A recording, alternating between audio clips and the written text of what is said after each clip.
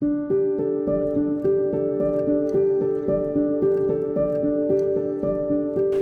I'm Scott Lindstrom. I'm a parent of 3 adult kids, a grandpa to 2, and a longtime school psychologist. For the past 4 years, I've worked for Butte County Office of Education with counselors and staff in Paradise Schools, supporting the recovery from the most stressful and traumatic years I've seen in our county. One thing that has become really clear to me is that we have to come together to openly address suicide risk in our kids. Every time we lose someone to suicide, we hear this from parents. We didn't know they were so troubled. I wish I'd done something different. I wish I'd known what to do. As parents, even one trained as a psychologist, it's sometimes a real struggle to know how to best support our kids. Am I doing enough? Am I doing too much? Am I saying the right things, asking the right questions, giving enough space? It's especially difficult when we run into mental health concerns, like when I realized one of my own daughters was self-harming in high school. I wondered, how did I miss that? How do I get the right help for her? How do I deal with my own fear, my heartbreak and stigma? The parent you're about to hear from is taking the risk to share her experience, and we're all here to tell you that you don't have to do it alone. My oldest son is 23 years old. His name is Caleb, and he is an awesome guy. He just got married this last year. My middle child, Grace, Gracie passed away just a little over 2 years ago. She was 15 when she passed away. And my youngest child's name is Abraham, and Abraham is now 15. So all 3 of my kids are different, and I love that about them. I was very excited to be pregnant with my second child, and I couldn't wait, Grace's father and I, we couldn't wait to find out what the sex of this baby was going to be. So we had an ultrasound done, and I still have the ultrasound picture and the little arrow pointing that says boy. And we had another ultrasound done, and it said boy. So this was going to be Abraham. So we had all the blue everything, the A on the wall for Abraham. And when I went to go give birth to this baby, the midwife said, we didn't even notice for a while. She said, do you see what you have here? And she said, it's a girl. And we were just in awe. We couldn't believe it. We had this, it was like magic, like, oh, this precious baby girl. So we had no name picked out, and we just thought Grace was the perfect name. We just felt so blessed to have that little baby girl. She was just our little miracle. This is Grace. This is Grace when she was 15. This photo was taken on Friday, November 20th of 2020. Grace and her brother and I, her younger brother and I, oftentimes went to a coffee shop for a treat on Friday mornings before school, just as a little time to connect. And Grace loved this one certain coffee shop close to our home because it had so many plants in there. She loved the greenery, and they had her favorite spiced chai that she liked to drink there. So that was our last coffee date. And we had good conversation that morning.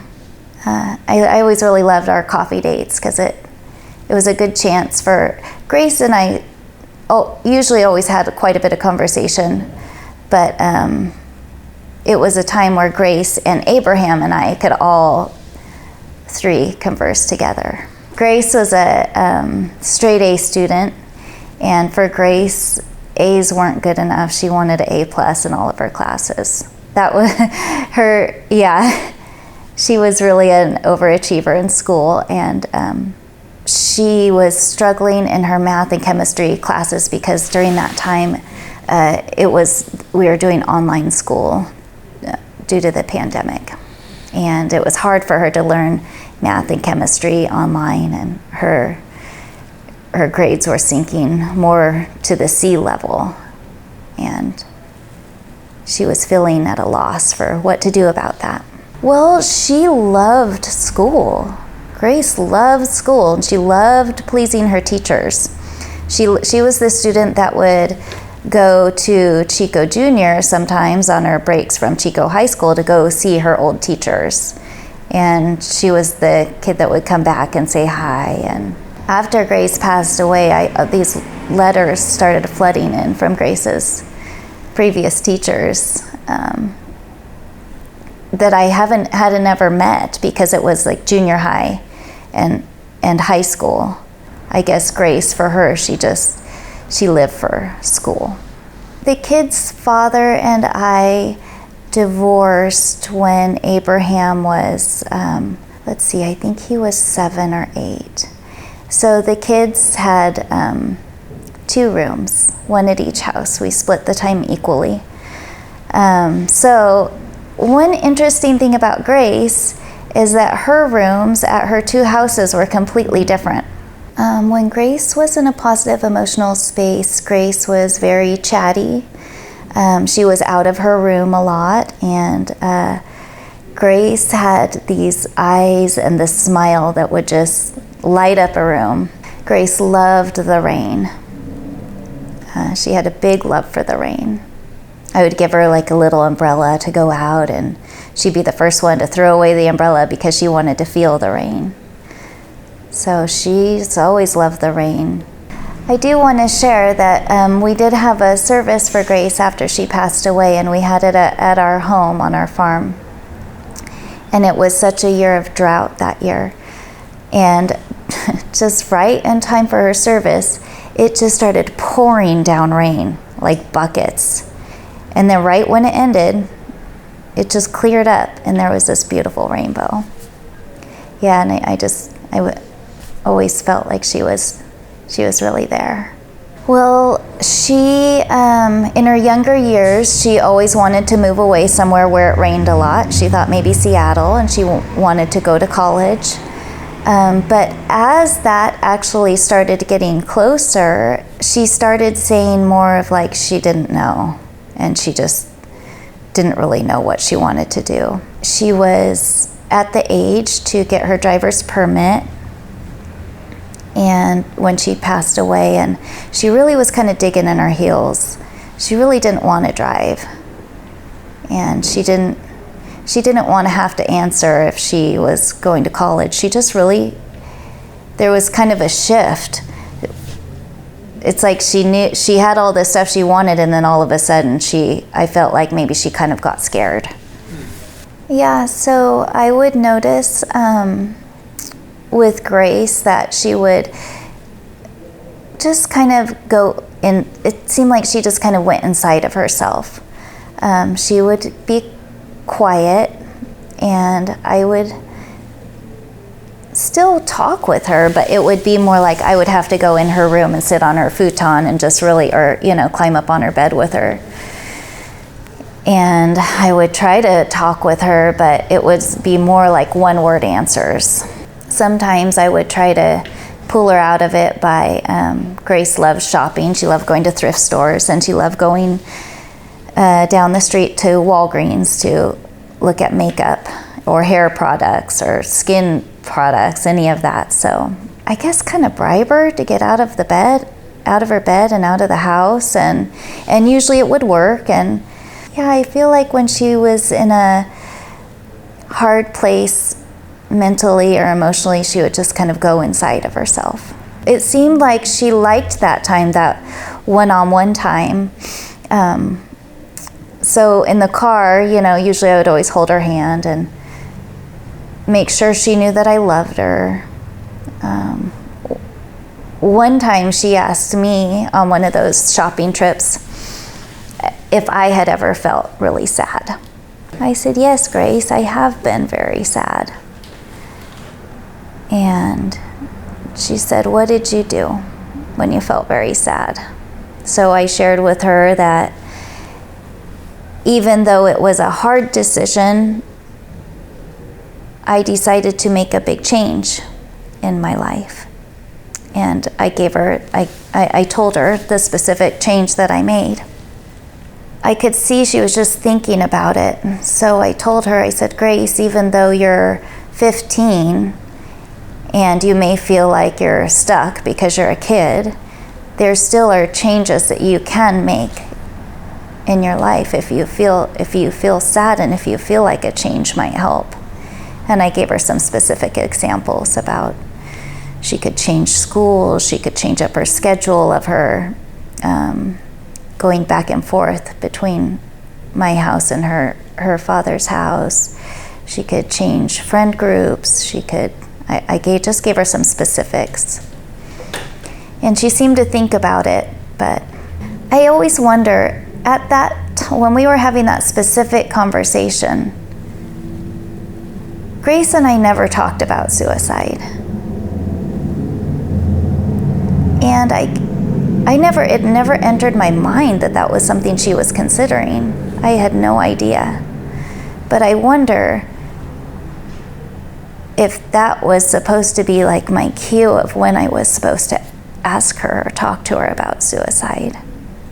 But she had never, to our knowledge, ever thought about suicide or hurting herself. Like, I wonder if I was supposed to ask her at that time.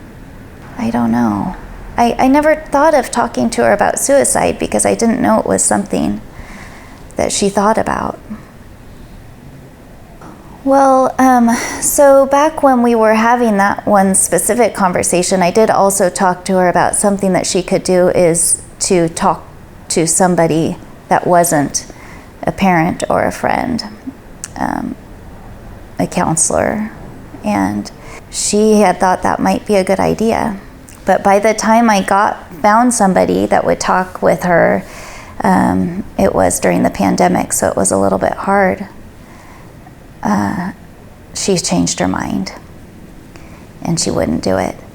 But if Grace had told me the complexity of what she was feeling, if she had felt safe enough with me to share that with me, I think I would have tried to find some place where I could keep her safe and get her help.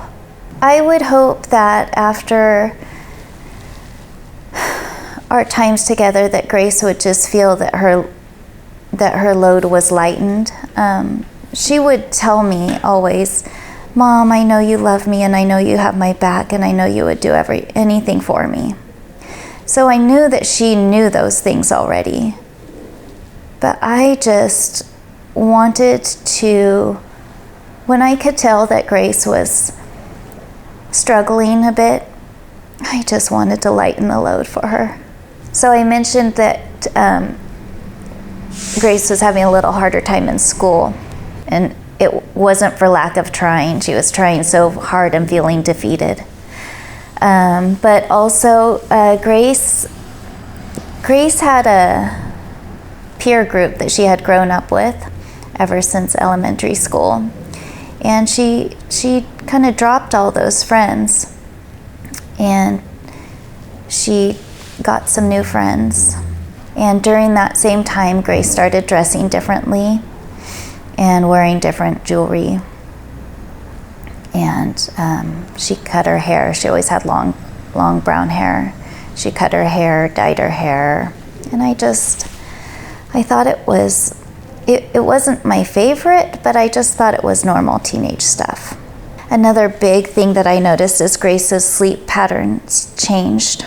Yeah, she started staying up really late, like sometimes 3, 4 in the morning.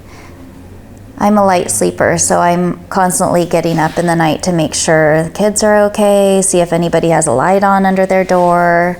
And so Grace was staying up really late, and then she was really tired in the day, so she would, if she had the opportunity, sleep until half of the day was over, or come home from school if she was doing school, or come home and sleep. So as a parent, I felt worried for her, and one of my big worries is I felt like she was staying awake all those hours when we were asleep, and I didn't know if she was trying to get away from her family or just have more time alone. I did feel really worried about it. I must have had a sense that this was a different kind of sadness, because I felt an extreme unease. I had talks with Grace's father about her mental health before she chose to end her life. What we always came back with is she had never given us a reason not to trust her. So until she gave us a reason not to trust her, as her parents, we should trust her.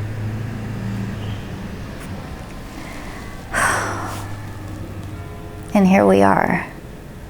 So I do this support group that I go to once a month, and it's for people that have lost a family member to suicide. I feel like there aren't a lot of people that have lost children to suicide that speak about it openly. It's hard to talk about it. It's really hard, but I am thankful for the opportunity to share anything that I can and to give any insight to other parents. Just, I guess, of things to watch out for or conversations to have with your kids.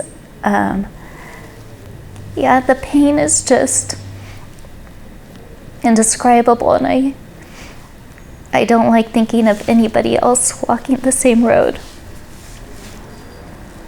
Not only for me as a mother, but for Grace's brothers and her father, her grandparents. It's very hard to lose a child to suicide. Well, words that I have for parents that may be worried about their teen's emotional life is, I would say to trust your gut. And I feel like if you feel like your kids are pulling inside of themselves, if you could just get them to find somebody that they are comfortable opening up with. I wish I could have done that for Grace. I think this is a hard time that kids are growing up in right now. And I feel like a lot of feelings are expressed on social media, and not so much through like a verbally, like a conversation. And I feel like it's tricky for the kids. So I think that even if you feel like your child isn't struggling, I just think it's good for them to know that they have a friend in their parents, and that I just think conversation is important.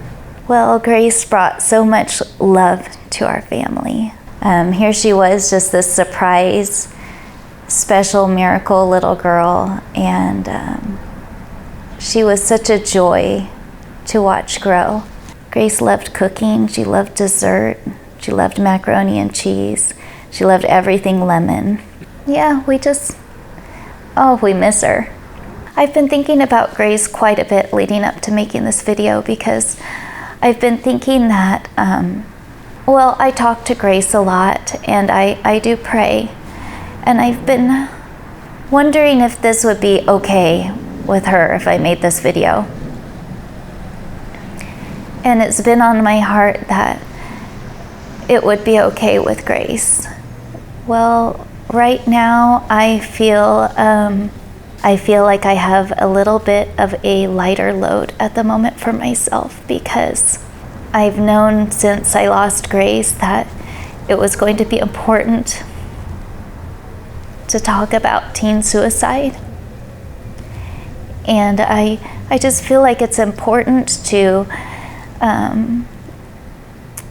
that people talk about it, and that there's awareness brought to it, because it is something very real that happens. I hope that there are a few takeaways for parents from this video. Even if one or two people can take away something, and it might spark a conversation. You know, another thing for parents is that we're not alone. So I think it's good for parents to talk with other parents and toss things around, even if it might feel uncomfortable. And I think it's important for parents to be able to go to your child's school too, and if they're feeling some unease, maybe get some counsel there. But parenting is not easy, and it's so important. I feel like it's probably the most important thing for my life anyway. And yeah, I just think it's important for parents to know that they're not alone, and that it's important to lean on each other and other resources, and doing our best to take care of our children. Challenges like the ones you've been hearing happen in every family. My kids won't listen. They may not hear what we intend to say, but they're listening. So say with love the things you want them to remember. And when you try to go deeper, expect pushback, but don't give up. If you're at all concerned that they're hurting themselves or contemplating suicide, talk to them about it. Remember that talking about suicide does not increase the likelihood of suicide. If you can handle it, ask the hard questions. Are you thinking about suicide? Or more gently, it sounds like you're so overwhelmed. Sometimes people who feel that way contemplate ending their own lives. Have you thought about this as an option? If you're worried but you can't do this, get help from some of these resources. You can call or email your student's school counselor. Leave a clear message. They'll get back to you with resources. You can check your school website under the Parent Resources tab. And if you're in crisis, call the National Crisis Line at 988. Parents can call this line too. The fact that you've listened to this video is an example of your dedication and love as a parent. It's a step toward not being in it alone. Whether you need to be heard or can be a listener, let's be in this together. Compassion, understanding, trust, and support. This is what we want to experience when we're struggling, having thoughts of suicide, attempted suicide, or when a young person has taken their life by suicide. We need caring adults who are willing and available to walk alongside us in these difficult situations. We care. We're excited to announce the launch of the CARE Team, a group of highly trained, caring, and compassionate community healers who provide the needed support in these critical situations. The CARE Team could also help you and your family navigate the community resources available and transition to long-term support if necessary. And one of the most important aspects of the program is that anyone can access the CARE Team. It is free, and we will see any young person who is struggling with suicide. Every young person needs to realize how much they matter. We encourage you to end the silence about mental health and suicide. For more information, visit mvcf.org/careteam. Youth for Change has been a member of the Ridge community for over 30 years. We offer individual, family, group counseling.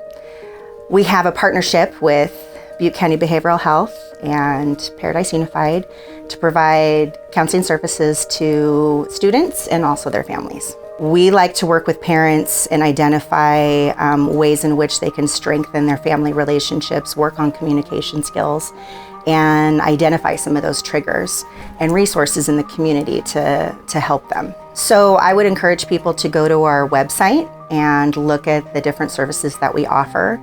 They can call Youth for Change directly. It's important just to reach out and to ask questions. You know, making those phone calls can be a really tough first step.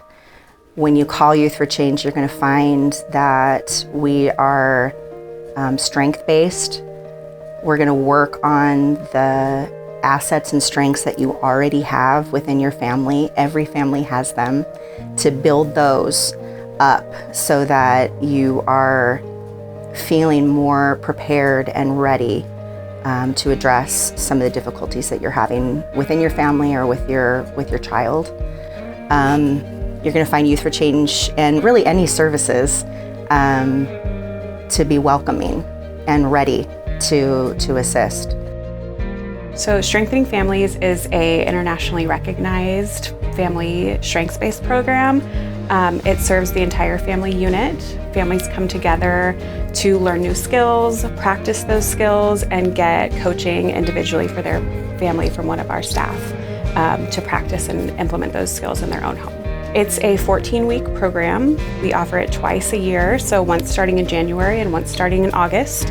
And in Paradise, we meet on Wednesday evenings from 5:30 to 8. In the front office at Ridgeview High School and at Paradise High School, you can go into the front office and ask for a application or referral for Strengthening Families.